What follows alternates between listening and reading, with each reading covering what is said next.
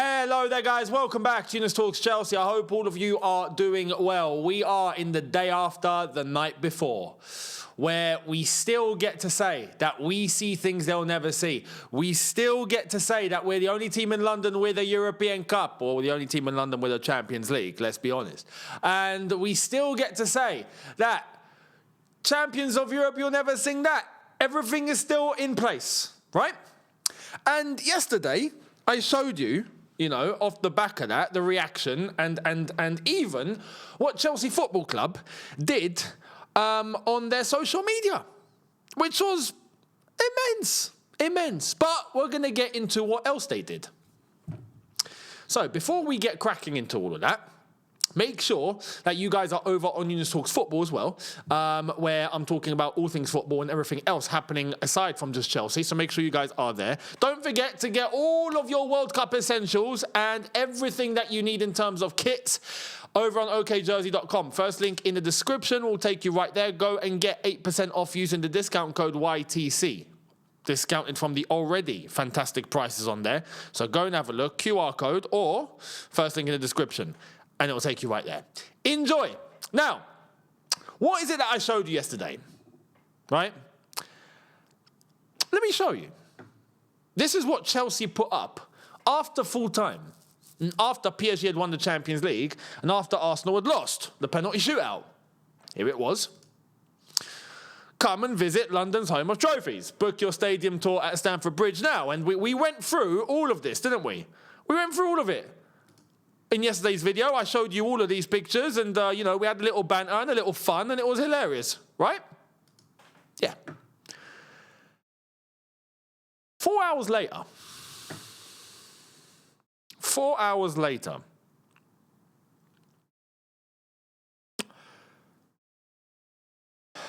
Chelsea do this. We probably deserve another red card for that last post. But in all seriousness, congratulations to Arsenal on winning the Premier League and a great run in the Champions League. Looking forward to picking up the battle again with you next season.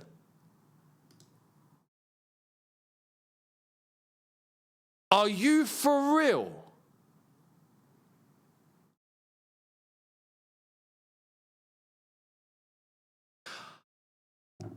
I said on the watch-along yesterday, whilst we were in the midst of panic after Kai Havertz had scored, yeah? I said on that watch-along, I don't know what minute, but you guys can go and have a look and pick out the moment. But I said, if Arsenal win this Champions League, yeah? Because someone pointed it out in the chat and I was like, yeah, I agree. If Arsenal win this Champions League, I guarantee we're going to get some utter woke nonsense, right? And we're going to get the Chelsea admin coming out and going, oh, congratulations on your Champions League and your Premier League and all of this. You know how it happens like sometimes now in modern day football, it's a joke. I said if Arsenal win, that's what we'll do. I didn't say we'll do that if they lose. How are you going to put out, yeah, the most fantastic tweet? Not just tweet. They've done this on Instagram. They've done this everywhere, right? Are you the most fantastic response, right? After everything that was said on the Arsenal end. And then 4 hours later, you fold like a deck chair, right? Even now, you get Arsenal fans looking at that, right? Looking at this, and they're laughing and calling us all sorts. Words that I don't want to say on here. How have you folded that much? And look at the context. The context is embarrassing. They make a joke about the red card. They make a joke like it's funny. We had the most red cards in Premier League, yeah? Not just Premier League, out of everyone, all competitions. We picked up 11 red cards, Maresca included, right? For one of them. Sorry, I've got an eyelash. 11 red cards, and he finds it funny. We probably deserve another red card for that last post. Ha ha ha! You should do stand-up. And then congratulating Arsenal on the Premier League and a great run in the Champions League, right? and then saying we're looking forward to picking up battle with you next season. In what? What are we battling them in next season? Tell me. What? We're not even in the same competitions. They're going to be in a title race next season and defending their title, without question. Are we? What battle are we in together? They're going to be playing Champions League football. We don't even have European football. We finished 10th. Tell me, what battle are we in together? How could you possibly fold in this sort of way on socials, right, to just make us look as weak as possibly can be?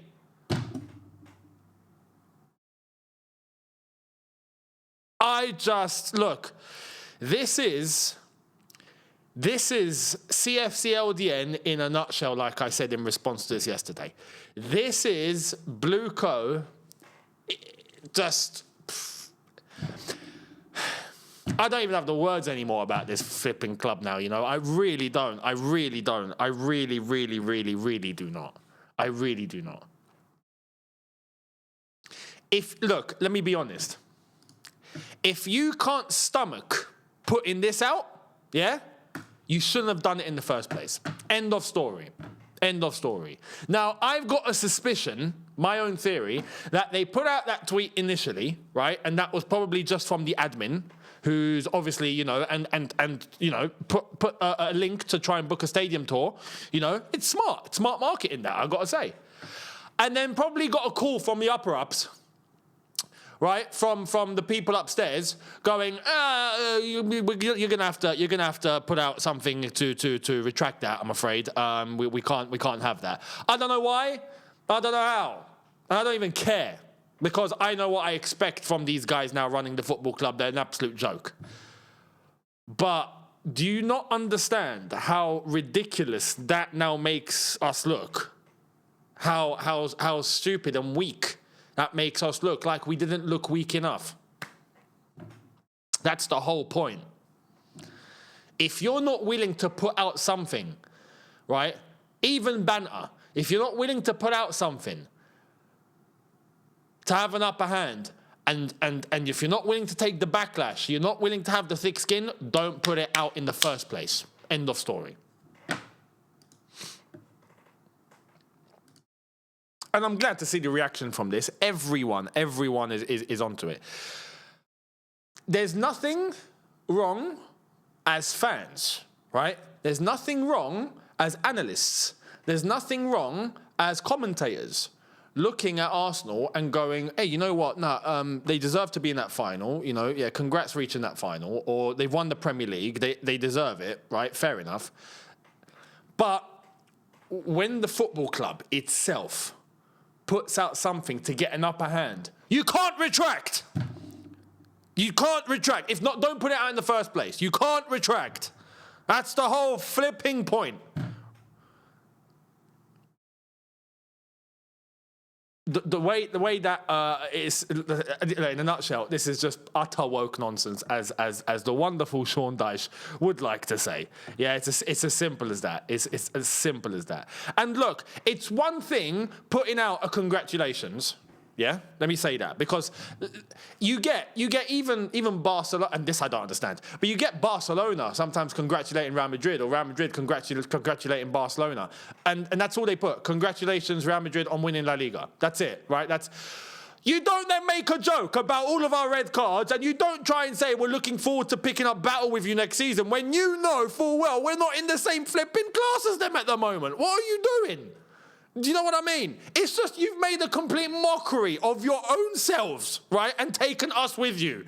It's just, it's a shambles. What a shambles. Everything about this football club is so tone deaf at the moment under these owners. It's ridiculous. It's ridiculous. It's like yesterday showing Frankie's being open for the Arsenal fans at Stamford Bridge. It's just an absolute blasphemy. Anyway. Blueco, what can I say? Damage limitation, image, money. This is all they're bothered about. It's all they're flipping bothered about. And it's been the case since day one. Let me know your thoughts down below in relation to that. Absolute shambles. Check this out. Chelsea earned £80.2 million in this season's UEFA Champions League, according to The Athletic. You can see the numbers there on screen for you right now. Chelsea in 1, 2, 3, 4, 5, 6, 7, 8, 9th, right? 9th. Behind City and just ahead of Tottenham for where we got to. Yeah, guess what? We're not seeing a penny of that next season.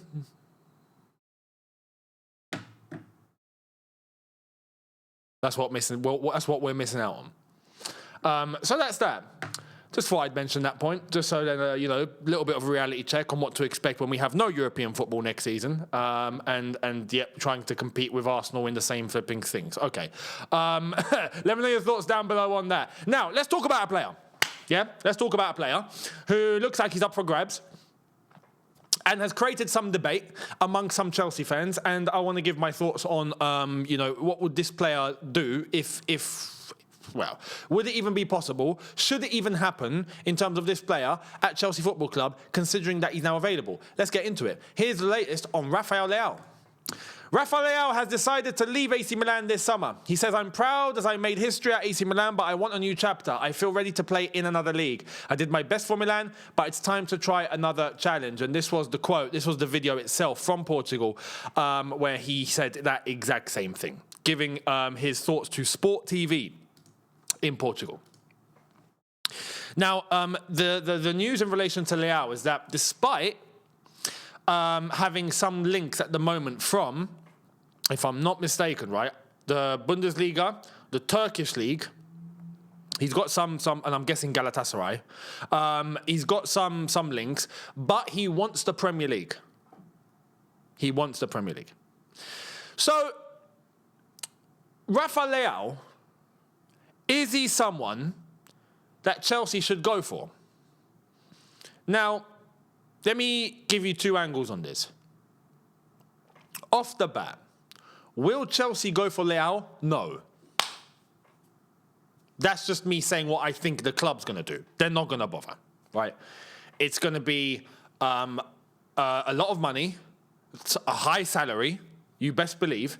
They're not going to go there. They don't do that, right? Now, in terms of us and what we would do, should we take Leao? Now, if you're offering me, gun to my head, Leao or Garnacho or Gittins, of course, I'm taking Leao yesterday. Right? Not even a question. But should we even take Leao if the possibility was there? You're probably expecting me to say yes. And I'm going to be honest with you, with Leao specifically, I would probably say no. I know that sounds mad, coming from me, but I'll explain why. Leao, 2-3 seasons ago, was a £100 million player. It's just, or at least close to that, and was ripping it up and was doing fantastic.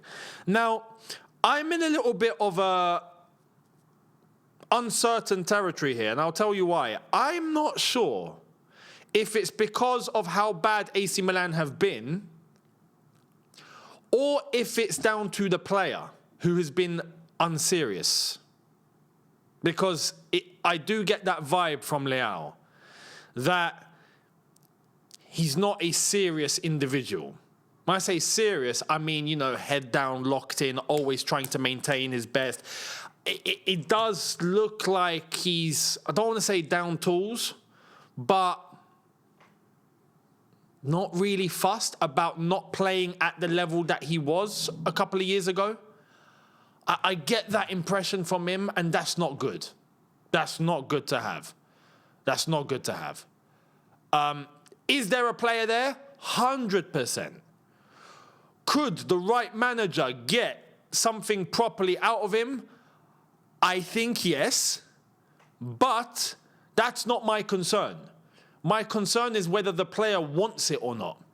Like, really, is the player in a moment of uncertainty or in a moment of where things are not going good, going to be the guy to just go, throw toys out of the pram, I'm not bothered, screw all of you lot. And I'm getting a bit of that. I'm getting a bit of that from Leao. And that's why I'm a bit hesitant. I feel like Leao is the sort of player, it seems, where everything needs to be going its way for him to then go, okay, I'm going to give my best. And that doesn't sit right with me. That doesn't sit right with me. If I'm being honest, if you're giving me the choice, and again, I don't think Chelsea go for either, but if you're giving me the choice between Leao and Yildiz, I'm taking Yildiz. So I hope that makes sense for you. We do need a left winger, 100%. I wonder who we're going to get. Are we even going to go and get? Or are we going to go, don't worry, we got Gittins, guys, even if we sell Garnacho. Maybe, don't forget, Gittins cost £55 million. 55 million British sterling. So it's a weird area. It's a weird area that we're in at the moment, and there's so much uncertainty in terms of what to expect.